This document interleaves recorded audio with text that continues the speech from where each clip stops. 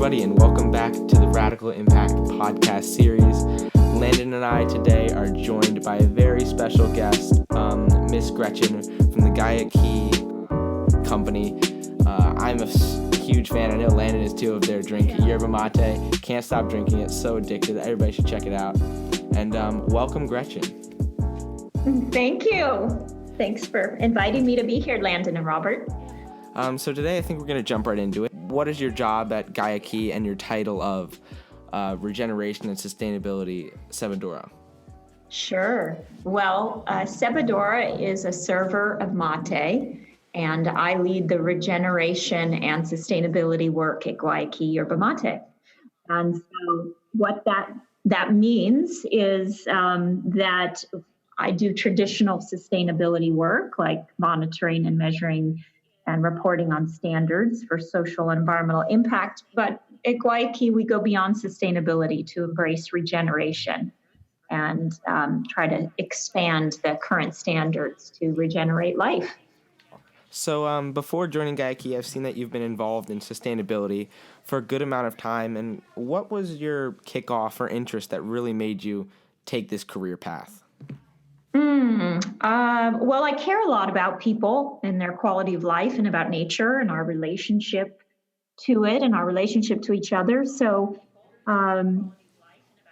regeneration and sustainability ultimately focuses on improving these relationships in a way that encourages life. And so, for instance, considering the needs of Earth's carrying capacity and human needs for connection and belonging and business needs to make a profit and incorporate regeneration and sustainability into our supply web. So it was a good field for me, being both practical and a dreamer. I like to envision what a thriving world looks like and how we can get there. Yeah, so kind of on topic with like some goals, what are some specific goals you're trying to achieve at the moment right now? Oh, wow. We have big goals. We have some aspirational goals that we have identified within the framework of our market-driven regeneration business model. So, for instance, zero waste and zero emissions and regenerative agriculture, values aligned suppliers. Those are our aspirational goals for how we are going to operate at the different stages of our products supply web and the life cycle of a product. So those are our aspirational goals or objectives. And then within that, we've got sort of some 2020 goals. And then, really the goal that sort of started it all and leads all of our work is our mission. And we have a 2020 mission to steward and reforest 200,000 acres of South American Atlantic rainforest and create 1,000 living wage jobs. So by 2020. I saw that on your can too. You have some of your goals on there. We have our vision on our can. Yeah. Yeah. Mm-hmm. That's your vision. Yeah. So we have a lot to do, clearly. So for those of you who have been joining us in the past episodes, we have just had an episode with Paulina from the B Corp company, the B Lab. And so Gretchen and Guayaki focus a lot on fair trade as well. So I think today we'll be taking an even deeper look into that. So fair trade, Gretchen, what are some of the requirements you have to meet to be certified? Sure. So we are certified fair trade through Fair for Life, and it's an all-encompassing certification. We have to meet pretty high standards, and we get audited on that every year. Uh-huh. And so some of the standards that we commit to are fair pricing, human rights, respecting the environment, biodiversity and climate, local development, business partnerships, democratic representation. So we have to demonstrate in our audits that we are paying attention to these things and meeting certain standards. Mm-hmm. And Fair for Life's unusual in that we are not only certified as a brand, but our processors and co-packers and producers have to be certified as well. So it's quite expensive. And also, I was looking at the fair trade, and it's kind of easier now to switch over to, because I saw they had a recipe, so you can, to become like easier to like buy fair trade stuff, you can actually look up on their website of a fair trade list of recipes that you can make with fair trade items, which I thought was really That's cool. cool. And you can just, I haven't seen that.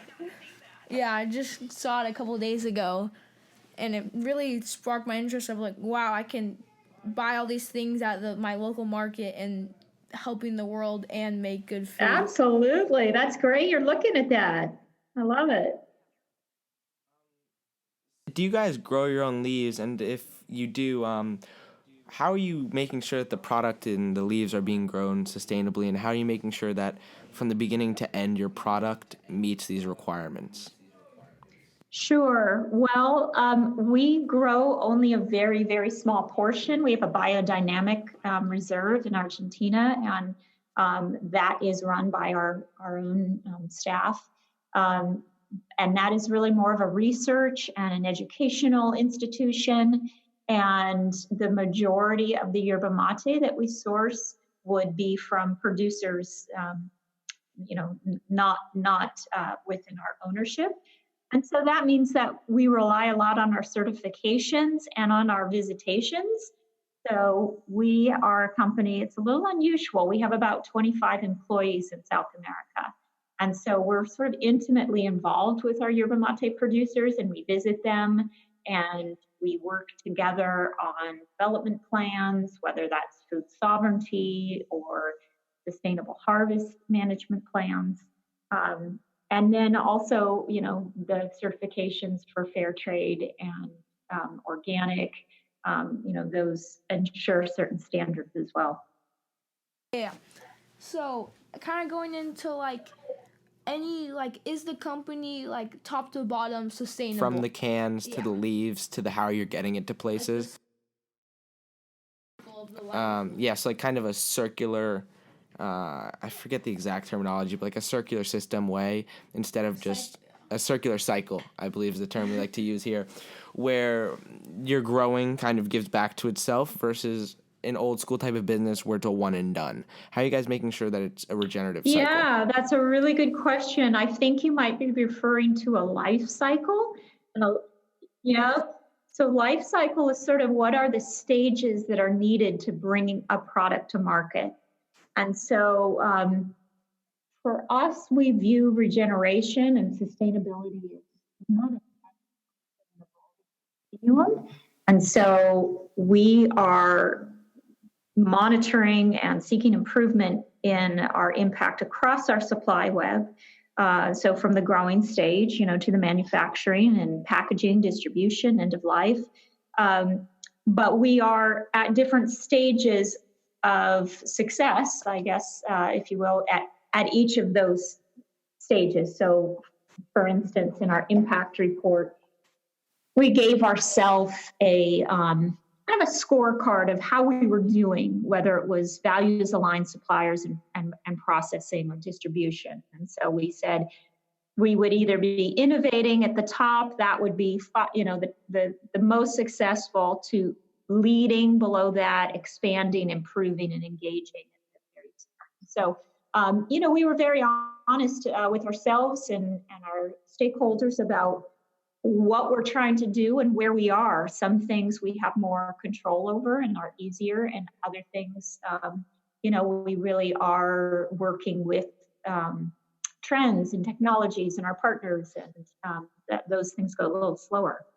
So, I try to grasp my head around how do you in many ways market this idea of fair trade and B Corporation without coming across as selling it out in many ways, without coming across as like, okay, we only did this for the marketing, but you really do care. But how do you market that to improve the results and does it improve? Does it help you in terms of sales?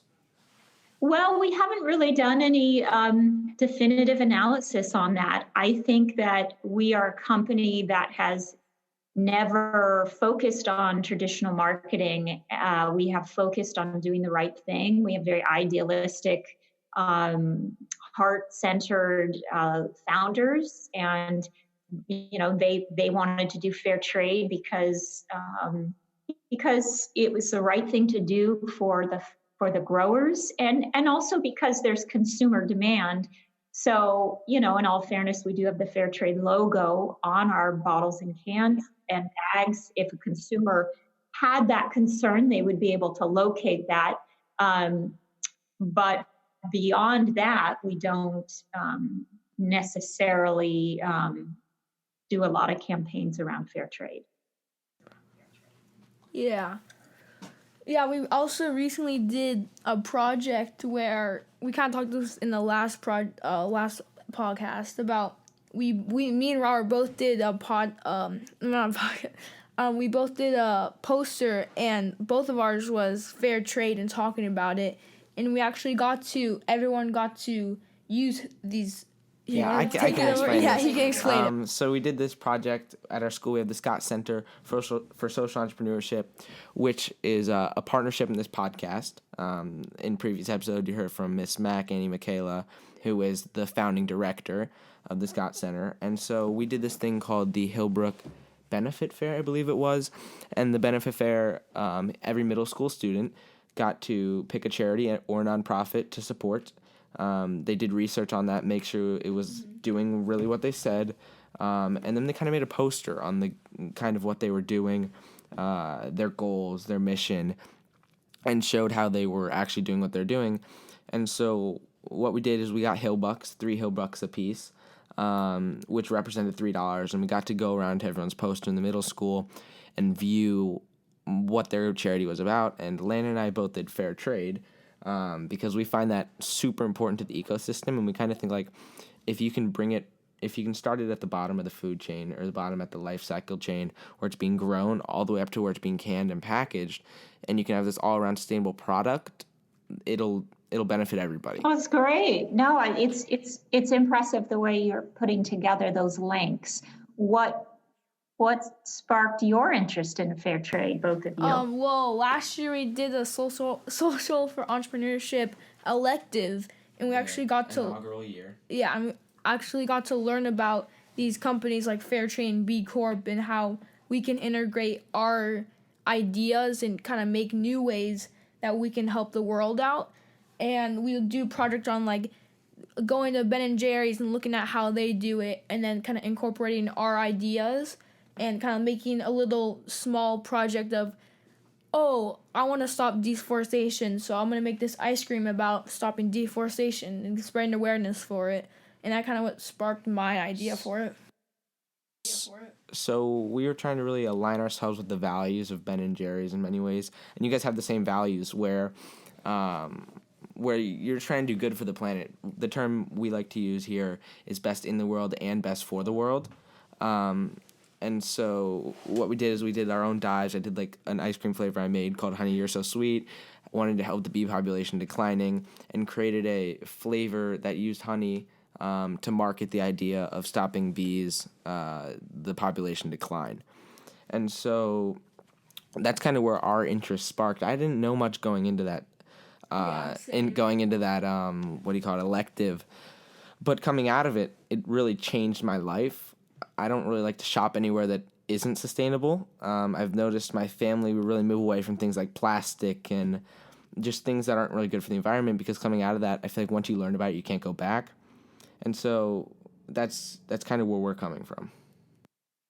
Wow, it's impressive. It sounds like you're having a lot of fun while learning really important things. So that's what's great about our partnership, Lan and I, is we're such good friends. We love to banter off of each other. That's great. And, that's what it's all about. Don't forget that. Yeah, if we have more leaders like you, we're going to do fine. The final question, possibly the biggest question. What is your favorite flavor of your mate? Oh, what a hard one. I love them all. My go-to in the early or late morning is the sparkling grapefruit. but I really enjoy the gourd and just that loose leaf, Oh, I have not had that yet. Oh, we'll have to come by and share gourd in a circle. And, the loose leaf doesn't have packaging impact, so that always feels good. And I'd say that's my top two. Yeah, mine is enlightened mint. Oh, yeah. Bluephoria for me. Those are all good. I love it. Thank you for joining us on this episode. You're welcome. That's it. Stay tuned for our next episodes coming up with people from Patagonia, as well as local San Jose social entrepreneurs. Thanks for joining us.